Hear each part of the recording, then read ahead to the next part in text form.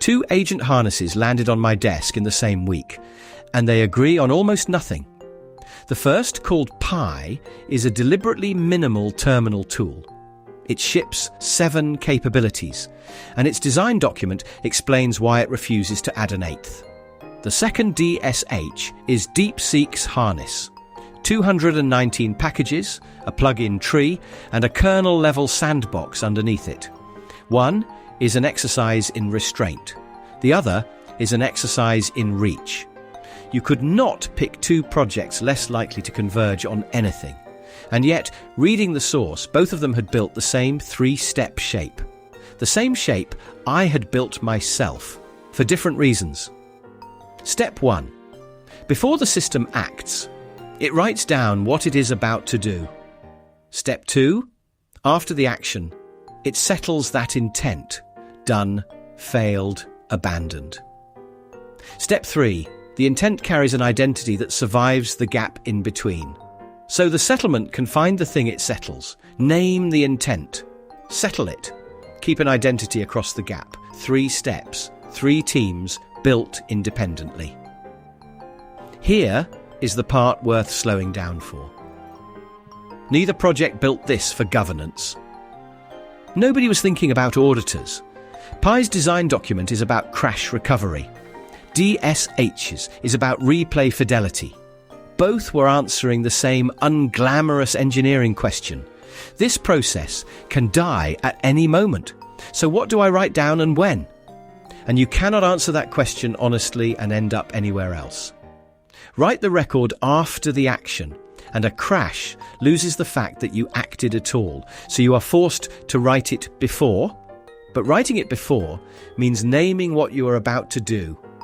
Naming it means giving that intent an identity, so the settlement can find it later. And settling it means marking which effects are safe to repeat after a crash, and which must never run twice.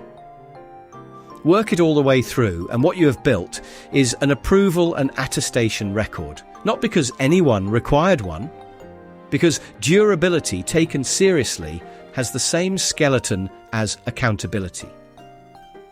That sentence is the hinge of this whole video, so let me say it once more, plainly. If you engineer honestly for a process that can die mid-action, you re-derive the paperwork of accountability from first principles. 3 teams did it without meaning to, and then both projects stop at almost the same line. And to their credit, both are unusually explicit about where and why. Pi declines to build a permission system at all.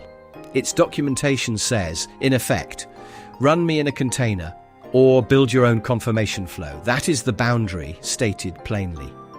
DSH goes further. It built real enforcement, a Linux sandbox, a fail-closed approval gate, real security engineering. And then it stops. It declines to define an authority lattice between parent and child agents.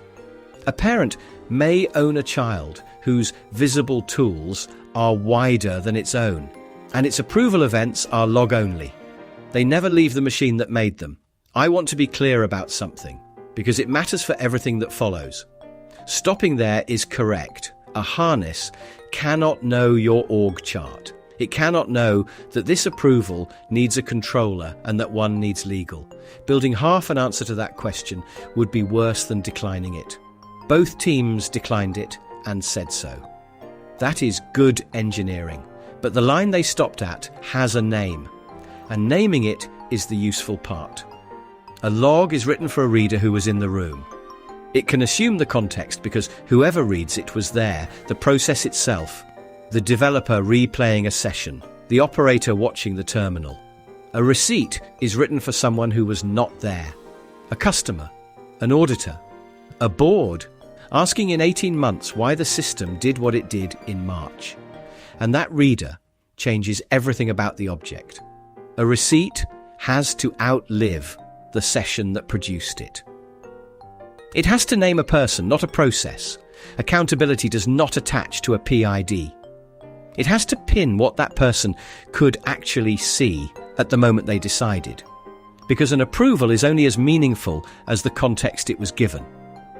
And it has to stay legible to someone with no access to your systems and no reason to take your word for anything. None of that is a harness's job. All of it is someone's job. So here is where the field actually stands as read from the source this month.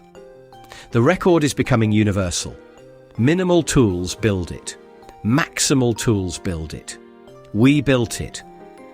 Durability forces everyone to the same 3 steps. And that convergence is genuinely good news, as it means the raw material of accountability is being laid down everywhere by default. But the receipt is a different object.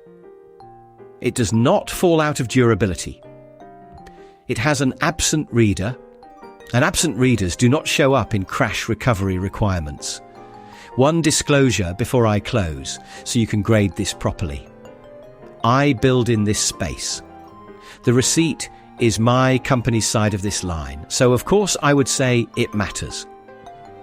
The essay this video comes from names that bias in the same sentence, and it also records that the respect runs the other way. The same week I read these 2 projects, we adopted 2 of their mechanisms into our own system. Good engineering travels in both directions.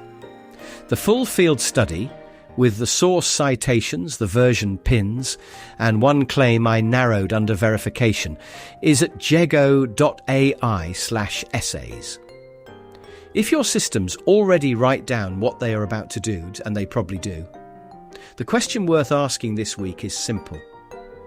Who is that record written for? Someone in the room? Or someone who will not be? Everyone builds the record. The receipt is the different object. Thanks for watching.